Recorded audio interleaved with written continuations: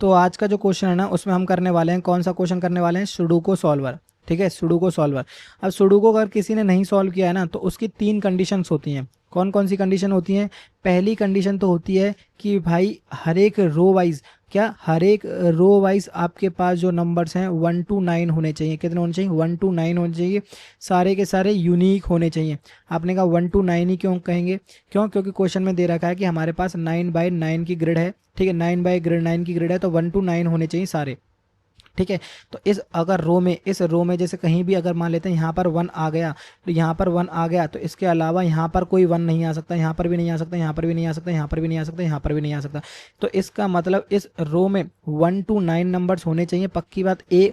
और हर एक number unique होना चाहिए, यानी कि एट मोस्ट एक बार आ सकता है। आपने कहा जी ठीक है, ठीक है, समझ गए। तो सेकंड कंडीशन क्या कहता है? सेकंड कंडीशन ये कहता है कि आपके पास कॉलम वाइज भी 1 to 9 नंबर्स ही होने चाहिए। ठीक है, जैसे मान लेते हैं यहाँ पर, तो अगर यहाँ पर नंबर है 5 6 तो अब इसके अलावा यहाँ पर आप दूसरे नंबर लिख सकते हो, इनमें से कोई और नंबर रिपीट नहीं कर सकते। तो आपके पास कॉलम वाइज भी सारे के सारे यूनिक होने चाहिए। आपने कहा जी ठीक है।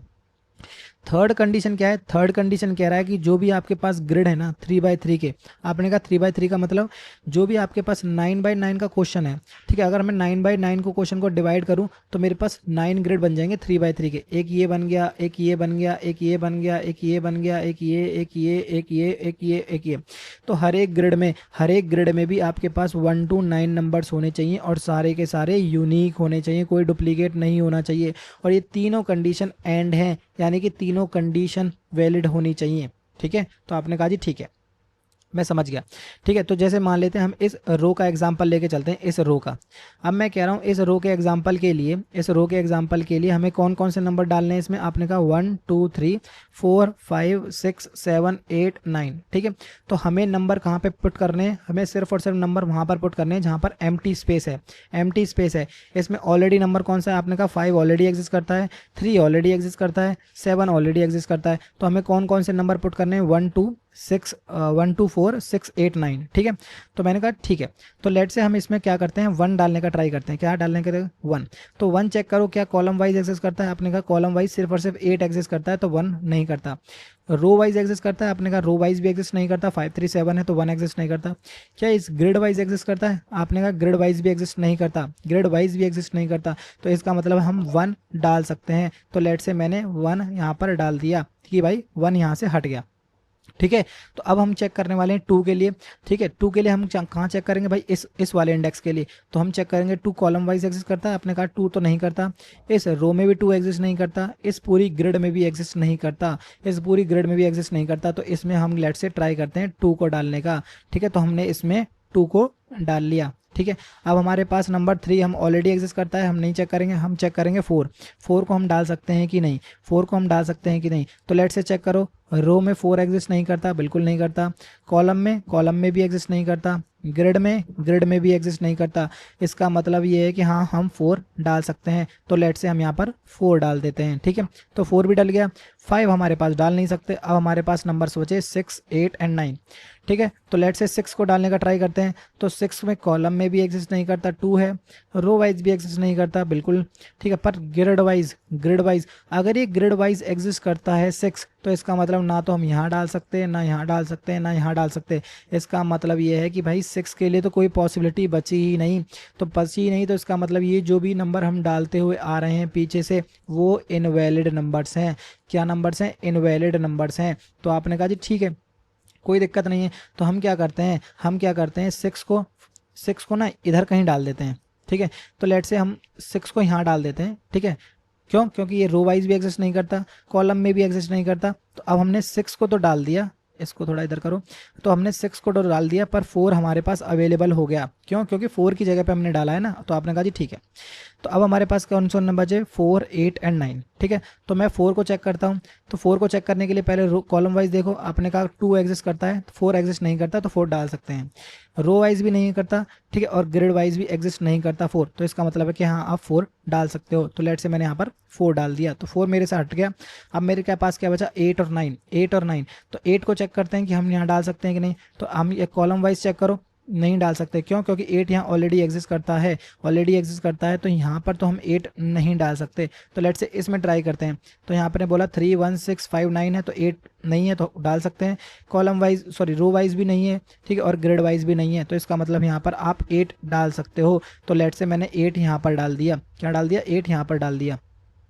अब मेरे पास क्या बचा? हमारे पास सिर्फ और सिर्फ नंबर बचा 9, ठीक है। तो 9 को चेक करो, 9 को चेक करो। कॉलम वाइज 6 और 8 7 है तो डाल सकते हैं, रो वाइज भी डाल सकते हैं और ग्रिड वाइज भी डाल सकते हैं। तो अभी के केस में सिर्फ और सिर्फ एक रो को चेक करने के बाद हमारे पास ये लग रहा है कि हाँ भाई ये हमारे पास हो सकता है। मैं ये नहीं कह रहा करेक्ट आउटपुट है, पर ये हो सकता है। तो आपने कहा जी ठीक है, ठीक है। तो अभी इसी की तरह अब देखो, अब मैं यहाँ पर पहुँच गया, ठीक है। अब मैं यहाँ पर पहुँच गया तो मुझे किस रो के लिए चेक करना है? आपने कहा भाई इस रो के लिए आपको चेक करना है, ठीक है, इस इंडेक्स के लिए आपको चेक करना है। तो ध्यान रखना, जब भी हम लास्ट इंडेक्स पर पहुँच जाएंगे कॉलम के, तो हम रो को शुरुआत में कर देंगे, ठीक है। रो को शुरुआत में कर देंगे, सॉरी रो की वैल्यू को अपडेट कर देंगे और कॉलम की वैल्यू को हम रीसेट करके 0 पर ले आएंगे, ठीक है। ये आपको करना है। तो अब इसमें आप चेक करो कि कौन सी अप्रोच लगने वाली है, कौन सी अप्रोच लगने वाली है। तो आपने कहा भाई हर एक इंडेक्स के लिए मेरे पास 9 पॉसिबिलिटीज़ हैं, 9 पॉसिबिलिटीज़ हैं, यानी कि 1 to 9 नंबर्स रख सकता हूं। तो मैं क्या करने वाला हूं? हर एक नंबर के लिए चेक करने वाला हूं। तो अगर मेरे पास एक से ज़्यादा पॉसिबिलिटीज़ हैं काम को करने की, तो कौन सी अप्रोच लगने वाली है? उसमें लगने वाली है रिकर्सिव अप्रोच। कौन सी अप्रोच? रिकर्सिव अप्रोच, ठीक है। तो अगर मैं आपसे कहूँ कि रिकर्सिव अप्रोच में कैसे करोगे, ठीक है, रिकर्सिव अप्रोच में कैसे करोगे, तो आप कहोगे कि हम एक लूप लगाएंगे 1 to 9 तक, ठीक है। और जो भी हमारे पास ग्रिड, जो भी हमारे जैसे लेट से बोर्ड दे रखा है, हमारे पास बोर्ड के हर एक आई और जे पे जो भी हमारे पास जो करंट इंडेक्स चल रहे होंगे, उस पे मैं अपने नंबर को डाल के देखूंगा, जो भी ये नंबर है, ठीक है। और इसके बाद मैं चेक करूंगा कि भाई ये मेरे पास वैलिड सुडोको है कि नहीं, नंबर डालने के बाद। बट प्लीज़ एक बार इसका ना वैलिड सुडोको वाला क्वेश्चन करके देख लो, ठीक है। या तो मेरी वीडियो देख लो या किसी की भी वीडियो देख लो, आपको जरूर देखनी पड़ेगी, ठीक है। इससे जस्ट पहले वाली वीडियो देख लो प्लीज़, वैलिड सुडोको वाली, ठीक है। तो हम ये चेक करेंगे भाई सुडोको वैलिड है कि नहीं। अगर सुडोको वैलिड है तो हम आगे वाले इंडेक्स के लिए चेक करेंगे। अगर सुडोको वैलिड नहीं है तो हम आगे वाले नंबर के लिए चेक करेंगे, ठीक है। तो अब प्रॉपर कोड हम कैसे करने वाले हैं, तो ध्यान रखो। देखो अब बट एक प्रॉपर कोड करने से पहले ये चेक करो कि मान लेते हैं हमने इस रो को इटरेट कर लिया, फिर इस रो में भी नंबर डाल दिए, इस रो में भी नंबर डाल दिए, इसमें भी डाल दिए, इसमें भी डाल दिए, इसमें भी डाल दिए, और लास्ट नंबर हमने डाल दिया, ठीक है। यहाँ पर लास्ट नंबर डाल दिया। अब लास्ट नंबर डालने के बाद अब मैंने कहा कि भाई अगले इंडेक्स पर, अब अगली रो पर आओ। तो रो की वैल्यू हो गई 9, क्योंकि 0 से चलेगा ना, 9/9 की मैट्रिक्स है, तो मैक्सिमम कितना आ जाएगा? 0 to 8 जा सकता है। तो अब हमारे पास क्या आ गया? रो 9 आ गई और कॉलम की वैल्यू आ गई हमने 0, ठीक है। कॉलम की वैल्यू को हमने रीसेट कर दिया। अगर रो की वैल्यू 9 है तो इसका मतलब है क्या है? इंडेक्स आउट ऑफ बाउंड आ गए। इंडेक्स आउट ऑफ बाउंड का मतलब आ गए, तो इसका मतलब ये है कि हमने इस पूरे सुडोको को सॉल्व कर दिया, ठीक है। पूरे के पूरे सुडोको को सॉल्व कर दिया और इसमें सारे के सारे नंबर्स पुट कर दिए। तो इसका मतलब ये है कि एक वैलिड सुडोको है। क्या है? एक वैलिड सुडोको है। तो उसी केस में, सिर्फ और सिर्फ उसी केस में हमें रिटर्न ट्रू करना है। बाकी केस में हम सिर्फ और सिर्फ आगे इंडेक्स चेक करेंगे और चेक करेंगे कि भाई सुडोको वैलिड है कि नहीं ठीक है। तो आपने कहा जी ठीक है, कोई दिक्कत नहीं। तो अब हमारे पास जैसे कोई भी एक फंक्शन बना लेंगे, लेट से हेल्पर, ठीक है, हेल्पर, और इसमें हम क्या पास करेंगे? एक रो पास करेंगे जो भी हमारा करंट इंडेक्स है, और हम कॉलम पास करेंगे, ठीक है, जो भी हमारा करंट कॉलम है। तो आपने कहा जी ठीक है, और जो भी आपका बोर्ड है उसको एज इट इज़ पास कर दोगे, ठीक है।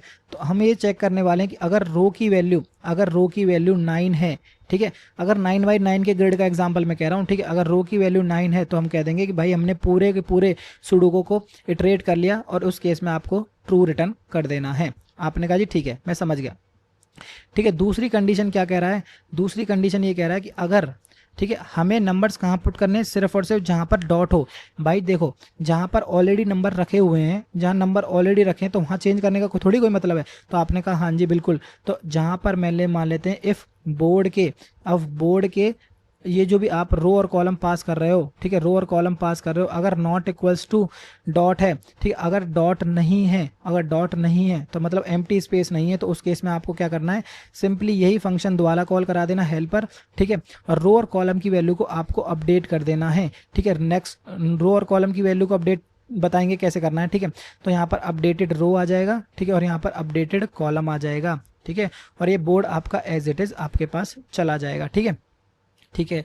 इसके बाद हम क्या करने वाले हैं, इसके बाद हम चेक करने वाले हैं कि भाई मेरे पास एक सॉरी इसके बाद हम क्या करने वाले हैं, एक फोर लूप लगाएंगे 1 to 9 तक। ठीक है। और हर एक नंबर को ग्रिड में जो भी अपने बोर्ड है उस बोर्ड में अपने नंबर डाल देंगे अपडेटेड रो और अपडेटेड कॉलम पर। ठीक है। अपडेटेड रो और अपडेटेड कॉलम पर अपने नंबर को डाल देंगे। ठीक है। और चेक करेंगे भाई सुडोको वैलिड है कि नहीं। ठीक है। वैलिड सुडोको का एक फंक्शन लिख देंगे, वैलिड सुडोको। ठीक है। प्लीज़ एक बार प्लीज़ वैलिड सुडोको वाली वीडियो देखो, वैलिड सुडोको है कि नहीं। तो वैलिड सुडोको है, ठीक है, तो अगले इंडेक्स के लिए हम चेक करेंगे, अदरवाइज हम अगले नंबर के लिए चेक करेंगे। ठीक है। तो ये हमारा प्रॉपर कोड होने वाला है। ठीक है। अब इसका एक बार कोड करके देखते हैं, मुझे लगता है आपको ज़्यादा उससे ज़्यादा क्लियरिटी हो जाएगी। तो कोड वाइज भी हम सेम लॉजिक यूज़ करने वाले हैं जो भी मैंने नोटपैड में देखा है। ठीक है। तो सबसे पहले हमें क्या चेक करना है कि भाई हमने पूरे पूरे सुडोको को ट्रेवर्स कर लिया है कि नहीं। तो उस फंक्शन को हम रिकर्सिवली कॉल करते रहेंगे। तो लेट से हम एक बना लेते हैं प्राइवेट और रिटर्न करेगा बुलियन कि भाई ट्रेवर्स कर चुके हैं कि नहीं। तो लेट से कुछ भी नाम रख दो, लेट से मैंने इसका नाम रख दिया हेल्पर। ठीक है। और जो भी हमारे पास है, मैं कौन से रो पर हूँ उसको ट्रैक करने के लिए लेट से रो, और कौन सी कॉलम पर मैं हूँ वो, और एज इट इज़ मैंने ये बोर्ड मैंने यहाँ पर पास कर दिया। तो आपने कहा जी ठीक है। तो सबसे पहले हम ये कह रहे हैं कि पूरे बोर्ड पर ट्रेवर्स किस केस में करेंगे, जब हमारे पास रो एक्सीड हो जाएंगी। तो रो एक्सीड करने का मतलब क्या है, अब हमारे पास 9 × 9 की ग्रिड है, तो मैक्सिमम रोज कितनी हो सकती हैं, 0 to 8 हो सकती हैं। तो एक्सीड करने का मतलब कि रो की जो वैल्यू है वो ग्रेटर देन 8 हो जाएगी। तो मान लेते हैं if row is double equals to 9 है, तो हमें कहना है कि रिटर्न ट्रू। तो इसका मतलब कि पूरे पूरे सुडोको को हमने ट्रेवर्स कर लिया, नंबर्स को हमने पुट कर दिया। तो आपने कि ये बेस कंडीशन हो गई। ठीक है। दूसरा हमने बोला था कि हर एम्प्टी स्पेस पर हम 1 to 9 नंबर ट्राई करेंगे डालने का। तो हर एम्प्टी स्पेस को चेक करने के लिए हम ये चेक कर रहे हैं इफ़ बोर्ड ऑफ रो और कॉलम पर अगर वो एम्प्टी नहीं है, if not equals to empty, अगर एम्प्टी नहीं है तो हम क्या करेंगे, कुछ मत करो, जो भी अगले नंबर्स के लिए अपने अगले इंडेक्स के लिए चेक करो। तो लेट से हेल्पर, और नेक्स्ट नंबर्स के लिए लेट से ट्राई करते हैं। तो इंट न्यू या फिर नेक्स्ट रो आपके पास अभी के केस में रहने दो, इंट नेक्स्ट कॉलम अभी के केस में आप रहने दो। ठीक है। और ध्यान रखना रो की वैल्यू कब अपडेट होगी, रो की वैल्यू जब अपडेट होगी जब आप जो करंट जब पढ़े हो वो लास्ट इंडेक्स पर पढ़े हो कॉलम के। ठीक है। तो बस मुझे ये चेक करना है इफ़ जो करंट है वो कितना होना चाहिए 9 × 9 की ग्रिड है, तो मैक्सिमम कॉलम कितने हो सकते हैं 0 to 8। तो बस मुझे ये चेक करना, अगर लास्ट कॉलम पर पड़े हो तो नेक्स्ट रो की वैल्यू को +=1 कर दो। ठीक है। और नेक्स्ट कॉलम की वैल्यू को आप रीसेट कर दो 0। ठीक है। अदरवाइज ऐसा नहीं है तो रो की वैल्यू को रखो सेम और कॉलम की वैल्यू को जस्ट +=1 कर दो। ठीक है। आपने कहा जी ठीक है। तो यहाँ पर आप नेक्स्ट रो पास कर दो, नेक्स्ट कॉलम पास कर दो, और एज इट इज़ बोर्ड की वैल्यू को यहाँ पास कर दो। ठीक है। ठीक है। अब इसके बाद आपके पास मान लेते हैं एम्प्टी स्पेस आपको मिल गया। ठीक है। अगर डॉट मिल गया तो आपको उसमें क्या करना है, 9 तक फोर लूप लगाना है, हर एक नंबर को ट्राई करके देखेंगे for int num is equal to 1। ठीक है। बट ध्यान रखना ये जो बोर्ड है हमारे पास कैर है, तो हम लेट से कन्वर्ट करना पड़ेगा। इससे अच्छा ये है कि यहाँ पर हम कैरी लिख दें। ठीक है। 1 से चलेंगे हम, और num should be less than equals to होना चाहिए हमारे पास 9 एंड नम प्लस प्लस। ठीक है। Num plus plus. ठीक है जी, कोई दिक्कत नहीं है। अब मैं क्या कह रहा हूँ आपसे, अब मैं ये कह रहा हूँ कि पहले 1 2 3 नंबर डालने से पहले चेक कर लो ना कि भाई हमारे पास ग्रिड में ऑलरेडी एग्जिस्ट तो नहीं करता। तो उसको चेक करने के लिए लेट से हम क्या करने वाले हैं, लेट से एक फंक्शन बना लेते हैं प्राइवेट बुलियन, क्या रिटर्न करेगा कि भाई हमारे पास डुप्लीकेट एग्जिस्ट करता है कि नहीं। तो मान लेते हैं इज़ वैलिड करके हमने कोई फंक्शन रख लिया। ठीक है। अब देखो कि अब हमारे पास ये नंबर है ना, तो हम स्पेसिफिक रो में ही चेक करेंगे जो मेरे पास करंट रो चल रही है। ठीक है। ये करंट कॉलम चल रही है उसी में चेक करेंगे, बाकी कहीं चेक नहीं करेंगे। तो उसको ट्रैक करने के लिए लेट से हम पास कर देते हैं रो और इंट कॉलम। ठीक है। और किस में चेक करने वाले हैं, हम बोर्ड में चेक करने वाले हैं। तो लेट से हमें बोर्ड हमारा 2D है, तो लेट से हमने बोर्ड बना दिया यहाँ पर, आजा भाई बोर्ड। ठीक है। और दूसरा हम क्या चेक करने वाले हैं, तो लेट से हम नंबर चेक करने वाले हैं कि भाई ये नंबर ऑलरेडी एग्जिस्ट करता है कि नहीं। ठीक है। तो अब हम ये चेक करेंगे, इस फंक्शन को डाल देंगे इफ़ इज़ वैलिड। ठीक है। अगर मान लेते हैं कि इज़ वैलिड आ रहा है, कौन सा, रो पे कॉलम पे, बोर्ड की जगह पे हमने बोर्ड लिख दिया। ठीक है। और नम की जगह पे हमने नम लिख दिया। अगर ये वैलिड है, इसका मतलब कि हमारे इस नंबर से अभी के लिए आपके पास आंसर मिल रहा है। तो अगर मिल रहा है तो आपको सिर्फ और सिर्फ ये फंक्शन द्वारा कॉल करा देना है नेक्स्ट रोज के लिए। तो आपके पास नेक्स्ट रो चली जाएगी, नेक्स्ट कॉलम चली जाएगी, बोर्ड की जगह पे बोर्ड चली जाएगी। ठीक है। बट इससे पहले आपको क्या करना है, आपके अपने वाले जो बोर्ड में वैल्यू को डाल देना है, कौन से पे, रो और कॉलम पर। कौन सी वैल्यू डलेगी, नम। क्यों, क्योंकि इससे हमें अभी के केस में हमें वैलिड आउटपुट मिल रहा है। तो आपने कहा जी ठीक है, बट ध्यान रखना हम सिर्फ और सिर्फ ट्रू किस केस में रिटर्न कर रहे हैं, सिर्फ उस केस में रिटर्न कर रहे हैं जब आपके पास 9 आ रहा है या फिर 8 को आप एक्सीड कर गए। तो बस ध्यान रखना भाई, रिटर्न ट्रू आप इसी केस में करना, ठीक है, उसी केस में करना जब ये ट्रू रिटर्न कर रहा है। अगर ये ट्रू रिटर्न कर रहा है तो आप बोलो कि हाँ जी हम भी रिटर्न ट्रू, ठीक है। अदरवाइज अगर ये ट्रू रिटर्न नहीं कर रहा तो इसका मतलब हमें इसके लिए आउटपुट नहीं मिला है। इसके लिए आउटपुट नहीं मिला है तो नेक्स्ट नंबर के लिए ये वाली जो स्पेस है वो हम एम्प्टी कर देंगे, ठीक है। ध्यान रखना ये वाली स्पेस को हमने एम्प्टी कर दिया। तो आपने कहा जी ठीक है, अगर ये सब कुछ करने के बाद हमें कुछ नहीं मिला तो हमें हमेशा फॉल्स ही रिटर्न करना है। फॉल्स इसलिए रिटर्न करना है क्योंकि एक ही केस में सिर्फ और सिर्फ ट्रू रिटर्न करना है, जब आप रो एक्सीड कर गए हो। तो यहाँ पर रो एक्सीड कर गए, ठीक है, तो हमने यहाँ पर रिटर्न फॉल्स कर दिया, ठीक है।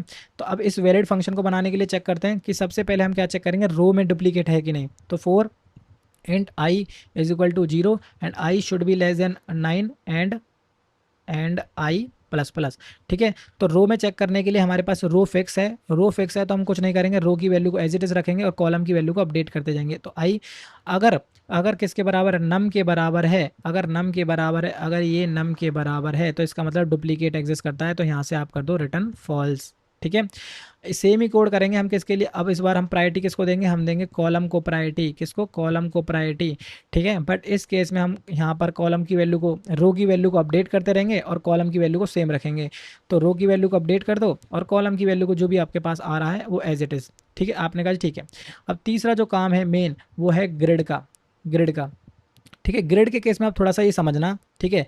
तो जैसे मान लेते हैं जो पहली ग्रिड है 9x9 की हमारे पास मैट्रिक्स है, ठीक है, 9x9 की मैट्रिक्स है। तो पहली जो ग्रिड हो जाएगी मेरे पास रो 0 1 2, ये मेरे पास रोज हैं, ठीक है।